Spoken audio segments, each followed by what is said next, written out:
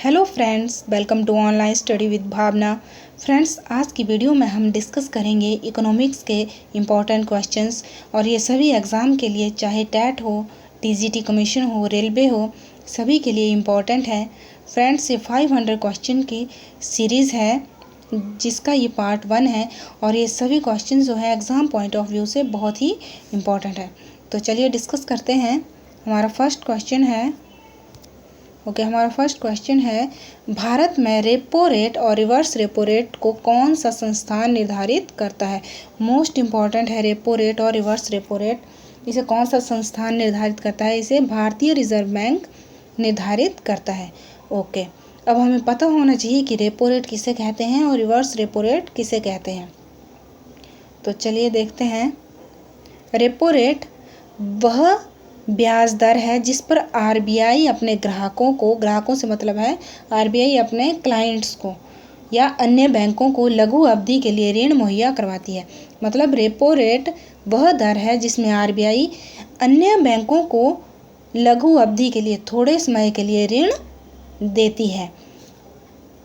जैसे उदाहरण से देखेंगे, हम बैंकों से लोन लेते हैं, इसके बदले हम बैंक को ब्याज चुकाते हैं। उसी तरह बैंकों को भी अपने रोज़मर्रा के कामकाज के लिए रकम की ज़रूरत पड़ती है। इसके लिए बैंक भारतीय रिजर्व बैंक से लोन लेते हैं। जिस दर या रेट पर reserve bank of India in बैंकों को लोन देता है उसे रेपो रेट कहा जाता है। सिंपल शब्दों में समझें तो रेपो दर वह दर है जिस पर रिजर्व बैंक अन्य बैंकों को थोड़े समय के लिए ऋण देती है। ओके, नेक्स्ट है reverse repo rate. Reverse repo rate जो है वो रेपो रेट का एकदम उल्टा है। इसमें जो है रेपो दर में जो है आरबीआई बैंकों को अल्पकाल के लिए ऋण देती है, जबकि रिवर्स रेपो रेट में आरबीआई अपने ग्राहकों से, अपने क्लाइंट से लघु अवधि के लिए ऋण लेती है। इसमें देती नहीं है, इसमें ऋण लेती है। कौन? आरबीआई, भारतीय रिजर्व बैंक। और इसके लिए आरबीआई जो ब्याज दर या इंटरेस्ट रेट चुकाती है उसे रिवर्स रेपो रेट कहते हैं। रेपो रेट और रिवर्स रेपो रेट दोनों एक दूसरे के अपोजिट हैं। एक में आरबीआई जो भारतीय रिजर्व बैंक है वो ऋण देता है लेकिन शॉर्ट टाइम के लिए, और रिवर्स रेपो रेट में ऋण लेता है।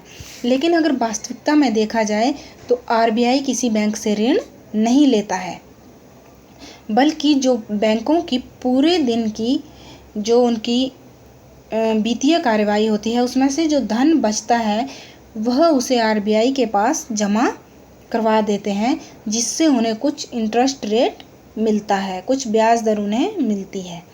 ओके, आई होप आपको रिवर्स रेपो रेट समझ में आ गई है। ओके, नेक्स्ट क्वेश्चन देखेंगे।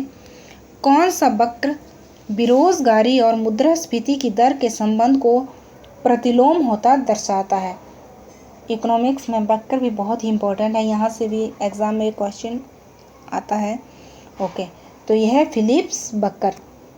फिलिप्स वक्र जो है बेरोजगारी और मुद्रास्फीति के दर के संबंध को उल्टा दर्शाता है। ऑप्शन में ये भी पूछा जा सकता है कि फिलिप्स वक्र जो है वो क्या दर्शाता है, तो वो बेरोजगारी और मुद्रास्फीति की दर को उल्टा दर्शाता है। थोड़ा सा देख लेते हैं फिलिप्स वक्र किसे कहते हैं। फिलिप्स वक्र बेरोजगारी दर और मुद्रास्फीति दर के नकारात्मक संबंध को, नकारात्मक मतलब उल्टे संबंध को व्यक्त करने वाले बिंदुओं के पथ को क्या कहते हैं? हम फिलिप्स वक्र कहते हैं। या सिंपल शब्दों में समझें कि किसी भी अर्थव्यवस्था में फिलिप्स वक्र द्वारा बेरोजगारी और मुद्रास्फीति के वक्रानुपाती संबंधों को दर्शाया जाता है, मतलब उल्टे संबंधों को दर्शाया जाता है। हमने सिंपल ये याद रखना है कि फिलिप्स वक्र क्या करता है, यह बेरोजगारी और मुद्रास्फीति के बीच संबंधों को उल्टा दर्शाता है। ओके, नेक्स्ट है मुद्रास्फीति में कौन सी स्थिति होती है? मुद्रास्फीति में कम वस्तुओं पर अधिक मुद्रा व्यय की स्थिति होती है। मुद्रास्फीति किसे कहते हैं? इन्फ्लेशन, या सिंपल शब्दों में समझे हम तो मुद्रास्फीति महंगाई को ही कहते हैं। जब महंगाई होती है तो उसे ही हम मुद्रास्फीति कहते हैं। थोड़ा सा इसके बारे में जान लेते हैं। जब किसी अर्थव्यवस्था में वस्तुओं और सेवाओं की तुलना में मुद्रा की आपूर्ति अधिक हो जाती है, मतलब वस्तुओं की तुलना में जो मुद्रा है, जो पैसा है, उसकी आपूर्ति अधिक हो जाती है तो इस स्थिति में मुद्रास्फीति इसको कहते हैं। जब मुद्रा की आपूर्ति अधिक होगी तो महंगाई का ही एक रूप है। मुद्रास्फीति को आसान शब्दों में हम महंगाई कहते हैं। अब उदाहरण से समझेंगे हम कि मुद्रास्फीति किसे कहते हैं। यदि कोई वस्तु बाजार में मान लो आज 100 रुपये की बिक रही है, लेकिन जब मुद्रास्फीति होगी तो वही वस्तु 200 की हो जाएगी। और जब महंगाई होगी तो वही वस्तु हमें 200 में मिलेगी। ओके, नेक्स्ट देखेंगे हम सेवा कर या सर्विस टैक्स क्या है। केंद्र सरकार का प्रत्यक्ष कर, राज्य सरकार का प्रत्यक्ष कर या अप्रत्यक्ष कर दोनों। ओके, तो जो सेवा कर है, सर्विस टैक्स है, वह केंद्र सरकार का अप्रत्यक्ष कर है। ओके, अब हमें पता होना चाहिए कि प्रत्यक्ष कर किसे कहते हैं और अप्रत्यक्ष कर किसे कहते हैं। तो चलिए देखते हैं। प्रत्यक्ष कर आय पर लगाया जाता है। यह वह कर है जो सरकार जिस पे लगाती है वही उसका भुगतान करता है। यह भुगतान सरकार को किया जाता है। ओके, प्रत्यक्ष कर क्या है? सबसे पहले यह आय पर लगता है और जिस व्यक्ति पर यह लगाया जाता है उसे ही इसका भुगतान करना पड़ता है। और अप्रत्यक्ष कर ऐसा कर जिसका भार एक व्यक्ति पर नहीं पड़कर अलग अलग व्यक्तियों पर पड़ता है। यह प्राय वस्तुओं और सेवाओं पर लगते हैं। ओके, अब क्वेश्चन था कि जो सेवा कर है, जो सर्विस टैक्स है, वह क्या है। ठीक है, भारत में लगाए जाने वाले अप्रत्यक्ष करों में से एक है और यह केंद्र सरकार का अप्रत्यक्ष कर है। जैसा कि नाम से स्पष्ट है, सेवा कर मतलब सर्विस टैक्स किसी व्यक्ति या कंपनी द्वारा प्रदान की गई सेवाओं पर लगाया जाता है। भारत में सेवा कर जो है अधिनियम 1994 के अध्याय 5 द्वारा वर्ष 1994 में शुरू किया गया था। ओके, नेक्स्ट है आयकर या इनकम टैक्स कौन एकत्र करता है। यह केंद्र सरकार और यह प्रत्यक्ष कर है। ओके, आयकर प्रत्यक्ष है क्योंकि जो प्रत्यक्ष कर है वो आय पर लगता है। आयकर हमारी आमदनी पर लगने वाला टैक्स है, जो हम कमाते हैं, हमारी जो आमदनी है उस पर लगने वाला टैक्स है। और यह केंद्र सरकार का प्रत्यक्ष टैक्स है, प्रत्यक्ष कर है। हर साल हमें अपनी आमदनी में से एक निर्धारित हिस्सा केंद्र सरकार को देना पड़ता है। इनकम टैक्स अलग अलग आमदनी वाले लोगों पर अलग अलग तरीके से लगाया जाता है। ओके, नेक्स्ट है केंद्रीय करों में राज्यों का भाग कौन निर्धारित करता है। यह वित्त आयोग निर्धारित करता है। ओके, नेक्स्ट है नाबार्ड क्या है। मोस्ट इम्पॉर्टेंट है नाबार्ड। यह एक बैंक है। तो क्वेश्चन ये है कि यह कैसा बैंक है। तो चलिए डिस्कस करते हैं, देख लेते हैं हम नाबार्ड को डिटेल में। नाबार्ड की सबसे पहले हमें फुल फॉर्म पता होनी चाहिए। National bank for agriculture and rural development, राष्ट्रीय कृषि और ग्रामीण विकास बैंक। ओके, इसका मुख्यालय मुंबई महाराष्ट्र में है। नाबार्ड की स्थापना, ये भी हमें पता होना चाहिए कि नाबार्ड की स्थापना कब हुई है। 12 जुलाई 1982 में इसकी स्थापना हुई है। और किस लिए की गई है? गरीबी में कमी लाने के लिए, गरीबी को दूर करने के लिए नाबार्ड की स्थापना की गई है 1982 में। GR चिंतला नाबार्ड के वर्तमान अध्यक्ष हैं। वर्तमान में जो नाबार्ड है, जो राष्ट्रीय कृषि और ग्रामीण विकास बैंक है, इसके जो अध्यक्ष हैं वो GR चिंतला हैं।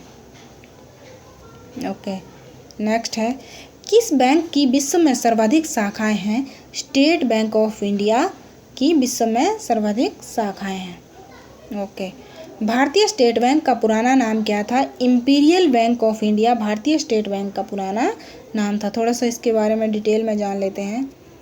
1921 में 3 बैंकों bank of Bengal, bank of Bombay, bank of Madras को मिलाकर एक bank imperial bank of India की स्थापना की गई थी। 3 बैंकों को मिला के एक बैंक बनाया गया 1921 में, उससे नाम दिया गया imperial bank of India. Okay, 1 जुलाई 1955 को इसका राष्ट्रीयकरण हुआ और इसका नाम बदल के स्टेट बैंक ऑफ इंडिया रख दिया गया। ओके, नेक्स्ट है भारत की राष्ट्रीय आय में अधिकतम योगदान किस क्षेत्र का है। मोस्ट इम्पॉर्टेंट है, तृतीय क्षेत्र का जो है भारत की राष्ट्रीय आय में इसका अधिकतम योगदान है। थोड़ा सा इसके बारे में डिटेल में जान लेते हैं। ओके, 3 क्षेत्र हैं। पहला है प्राथमिक क्षेत्र। प्राथमिक क्षेत्र में आता है कृषि, मत्स्य और वन, पशुपालन। द्वितीय क्षेत्र में विनिर्माण, खनन और बिजली आदि द्वितीय क्षेत्र में आते हैं। और तृतीयक में व्यापार, परिवहन, संचार, वित्त, लोक सेवा, सूचना, न्याय, स्वास्थ्य, शिक्षा, ये सभी जो हैं ये तृतीय क्षेत्र में आते हैं। ओके, नेक्स्ट है केंद्रीय सांख्यिकी संगठन की स्थापना कब की गई? 1951 में इसकी स्थापना की गई। ओके, इसकी फुल फॉर्म क्या है? CSO, central statistical organisation. CSO की स्थापना 2 मई 1951 में की गई। इसका मुख्यालय नई दिल्ली में है। वर्तमान में राष्ट्रीय आय का अनुमान इसी संगठन द्वारा लगाया जाता है। मोस्ट इम्पॉर्टेंट है ये, यहाँ से भी एग्जाम में पूछा जाता है कि वर्तमान में जो राष्ट्रीय आय का अनुमान कौन लगाता है, तो केंद्रीय सांख्यिकी संगठन जो है इसका अनुमान लगाता है। ओके, भारत में राष्ट्रीय आय का आंकलन तैयार किया जाता है किसके द्वारा? केंद्रीय सांख्यिकी संगठन द्वारा। नेक्स्ट है भारतीय प्रतिभूति और विनिमय बोर्ड की स्थापना कब हुई? 12 अप्रैल 1988 में इसकी स्थापना हुई। भारतीय प्रतिभूति विनिमय बोर्ड की स्थापना। सेवी की स्थापना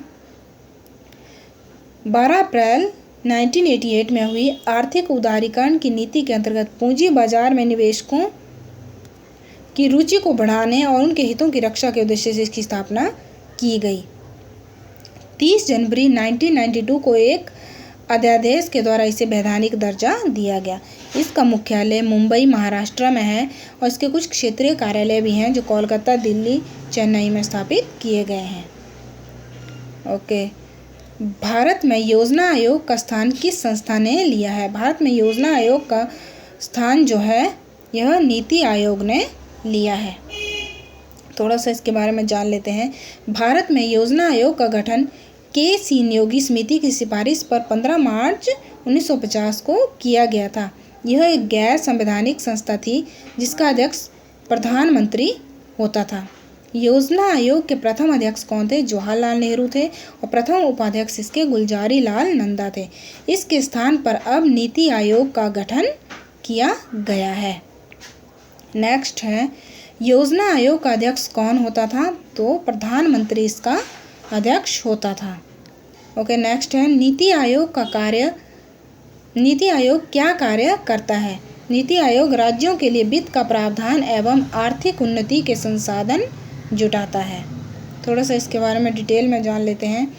1 जनवरी 2015 को मंत्रिमंडल के एक प्रस्ताव के तहत योजना आयोग की जगह एक नई संस्था जिसे राष्ट्रीय भारत परिवर्तन संस्थान या national institute for transforming India कहा गया अस्तित्व में आया। इसे नीति आयोग नाम दिया गया।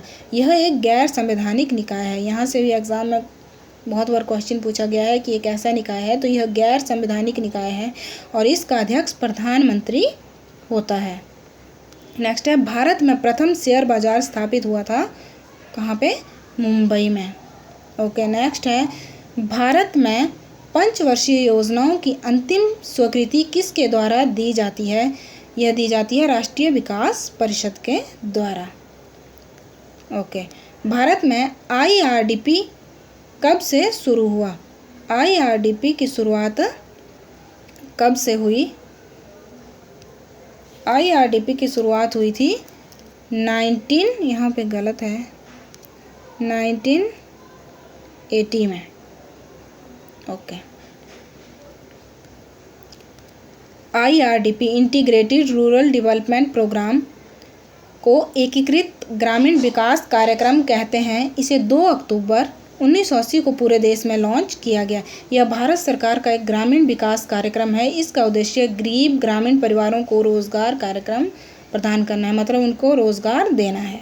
ओके, नेक्स्ट है प्रधानमंत्री जन धन योजना कब शुरू की गई? यह की गई 28 अगस्त 2014 को। प्रधानमंत्री ने 15 अगस्त 2014 को ऐतिहासिक लाल किले से जन धन योजना की घोषणा की थी और इसकी शुरुआत 28 अगस्त 2014 को हुई थी। तो यहाँ पे एग्जामिनर कंफ्यूज कर देता है, हमें पता होना चाहिए कि इसकी घोषणा 15 अगस्त को की गई और इसका शुभारंभ 28 अगस्त को किया गया। फ्रेंड्स, आई होप आपको वीडियो अच्छी लगी है और अगर वीडियो पसंद आए तो लाइक करें और चैनल को सब्सक्राइब करें ताकि आपको आगे आने वाली सभी वीडियो की नोटिफिकेशन मिल सके। Thank you, keep watching.